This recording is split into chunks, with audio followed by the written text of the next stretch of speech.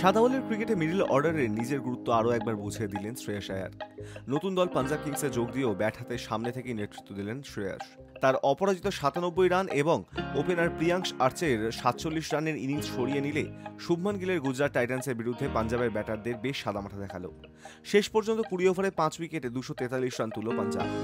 গত বছর ট্রফি দেওয়া অধিনায়ককে এবার ধরে রাখার চেষ্টা করেনি কলকাতা নাইট রাইডার্স।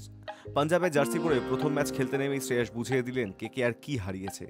শ্রেয়াস শুধু অধিনায়ক হিসেবেই দক্ষ নন, সাদা বলের ক্রিকেটে এই মুহূর্তে দেশের অন্যতম সেরা মিডল অর্ডার ব্যাটার। গত চ্যাম্পিয়ন্স ট্রফির ফর্ম আইপিএলও ধরে রেখেছেন তিনি।